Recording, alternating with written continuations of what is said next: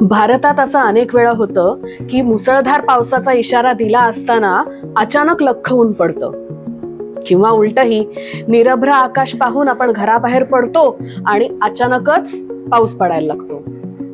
म्हणूनच कदाचित हवामान खात्याचे अंदाज हा एक थट्टेचा विषय झाला आहे. पण खरं सांगू का, एक हवामान शास्त्रज्ञ किंवा एक मिटिओरॉलॉजिस्ट म्हणून हे विनोद थोडेसे खटकतातच.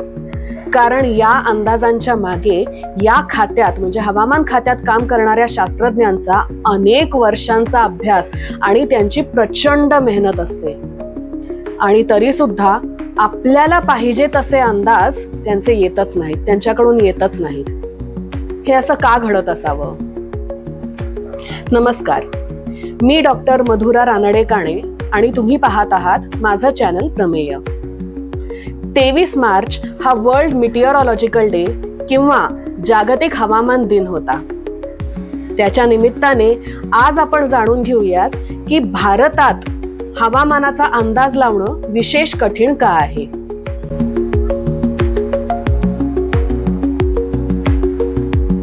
वरवर पाहता पृथ्वीचं वायुमंडल हे स्थिर आणि शांत दिसतं. पण खरं तर हे वायुमंडल अजिबातच स्थिर किंवा शांत नाहीये. हे वायुमंडल एका महासागरासारखं आहे. त्यामुळे कल्पना करा की पृथ्वीचा गोळा या वायुमंडल रूपी एका महासागरामध्ये गरगर फिरतो आहे. त्यामुळेच जशा समुद्रात लाटा तयार होतात, अनेक प्रवाह होतात, तशाच या लाटा, अनेक प्रवाह, ऊर्जेची देवाणघेवाण ही या वातावरणातही चालू असते. फरक एवढाच की हे आपल्याला डोळ्यांनी दिसत नाही. समुद्रात लाटा तयार होण्यामागे जशी काही कारणं आहेत, तसंच पृथ्वीच्या वातावरणातही या लाटा तयार होण्यामागे 2 प्रमुख कारणं आहेत. पहिलं म्हणजे पृथ्वीचं परिवलन, अर्थात पृथ्वी स्वतः भोवती फिरते, त्याच्यामुळे यात काही लाटा तयार होतात. आणि दुसरं कारण आहे की पृथ्वीचा हा गोळा कुठलीही वस्तू अगदी पृथ्वीचं वातावरण सुद्धा आपल्याकडे खेचून आणते, अर्थात गुरुत्वाकर्षण. पृथ्वीच्या परिवलनामुळे ज्या लाटा तयार होतात त्या पहिल्यांदा डिस्कव्हर केल्या कार्ल गुस्ताफ रॉस्बी या एका शास्त्रज्ञाने. त्यामुळे यांना रॉस्बी वेव्स असं म्हणतात. या रॉस्बी वेव्स ज्या आहेत त्यांची तरंग लांबी किंवा वेव्हलेंथ ही मोठी आहे. त्यामुळे त्यांचा पृथ्वीभोवती फिरण्याचा वेग हा जरा कमी आहे. पण पृथ्वीच्या गुरुत्वाकर्षणामुळे तयार होणाऱ्या ज्या लाटा आहेत त्यांना आपण ग्रॅव्हिटी वेव्स म्हणतो. या ग्रॅव्हिटी वेव्स यांची तरंग लांबी बऱ्यापैकी कमी आहे. त्यामुळे त्यांचा पृथ्वीभोवती फिरण्याचा वेगही बऱ्यापैकी जास्त आहे. आता कल्पना करा की एखाद्या हायवेवर एका लेन मधून स्लो मुव्हिंग आपापल्या वेगाने जाणारे असे ट्रक आहेत आणि दुसऱ्या लेन मधून फास्ट जाणाऱ्या कार्स आहेत. नॉर्मली काय होतं की हे दोन्हीही गाड्या एकमेकांमध्ये मिसळत नाहीत. ही झाली आयडियल सिच्युएशन.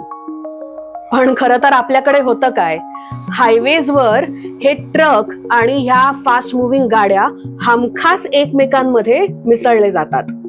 कुठलीही गाडी कशीही येते आणि ट्रकला क्रॉस जाते, ट्रक अचानक लेन बदलतो. त्याच्यामुळे होतं काय, ट्रॅफिकची सिच्युएशन कंट्रोल करण्या पलीकडे केऑटिक होऊन जाते. पृथ्वीच्या वातावरणात ह्या स्लो मुव्हिंग रॉस्बी वेव्स आणि फास्ट मुव्हिंग ग्रॅव्हिटी वेव्सच्या बाबतीत काहीसं असंच होतं.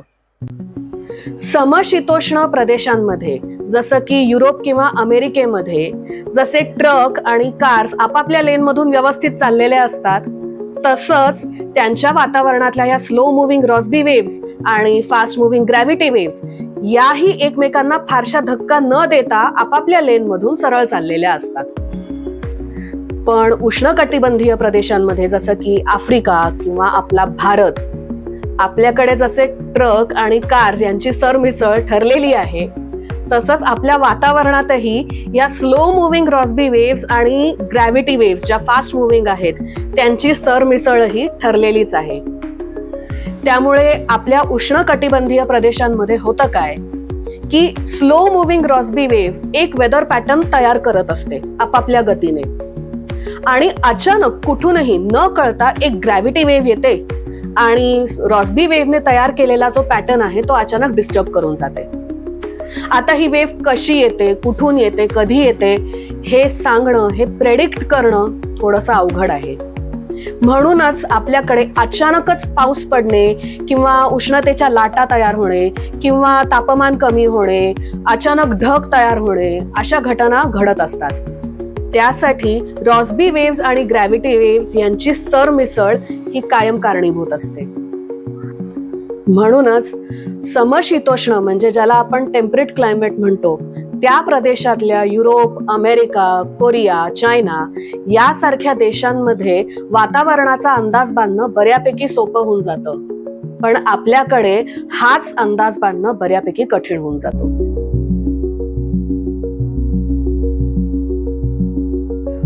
आज आपल्याकडे चांगले सॅटेलाइट्स आहेत, जास्त ॲक्युरेट असा डेटा आहे, पॉवरफुल कम्प्युटर्स आहेत, बरंच प्रगत तंत्रज्ञान, अनेक चांगले मॉडेल्स उपलब्ध आहे.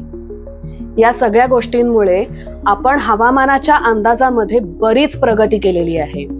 म्हणजे चक्रीवादळे, उष्णतेच्या लाटा या सगळ्या गोष्टींमध्ये आपले अंदाज जवळजवळ 80% ॲक्युरसी पर्यंत पोहोचलेले आहेत. म्हणजे आपण 80% अचूकतेने या सगळ्या गोष्टींचा अंदाज बांधू शकतो. मौसमी पावसाच्या बाबतीतही आपण ह्या अंदाजामध्ये बऱ्यापैकी प्रगती केली आहे. अगदी 12-13% ॲक्युरसी किंवा अचूकतेपासून हा प्रवास आपण 50% अचूकतेपर्यंत केलेला आहे. त्यामुळेच आज भारतीय हवामानशास्त्रामध्ये आपण भरपूर प्रगती केलेली आहे. अर्थात भारतीय अवकाश तंत्रज्ञान जेवढं प्रगत आहे आणि ती प्रगती जेवढी सर्वसामान्यांना दिसून येते तेवढी ही प्रगती काही दिसून येत नाही. आजही हवामानाच्या अंदाजामध्ये भरपूर चॅलेंजेस आहेत. रॉस्बी आणि ग्रॅव्हिटी वेव्हज मधली ही जी सरमिसळ आहे हे फक्त एकच आव्हान आहे, फक्त एकच चॅलेंज आहे. असे अजून अनेक चॅलेंजेस हे विशेष करून उष्णकटिबंधीय प्रदेशांमध्ये लागू पडतात, जे तुलनेने समशीतोष्ण किंवा टेम्परेट क्लायमेट मधल्या देशांमध्ये हेच चॅलेंजेस तेवढे फारसे नसतात. 23 मार्च हा वर्ल्ड मिटिओरॉलॉजिकल डे होता. त्यानिमित्ताने ह्या व्हिडिओद्वारे भारतीय हवामान खात्यात आणि त्याच्याशी संलग्न अनेक इन्स्टिट्यूट्समध्ये काम करणाऱ्या शास्त्रज्ञ आणि तंत्रज्ञांना ह्या व्हिडिओद्वारे जनमानसातून क्वचितच मिळणारी कौतुकाची थाप आपण देऊयात. हा व्हिडिओ आवडल्यास तसं कमेंटमधून नक्कीच कळवा. तसंच माझ्या या प्रमेय चॅनलला लाईक, फॉलो, शेअर आणि सबस्क्राईबही करायला विसरू नका. धन्यवाद.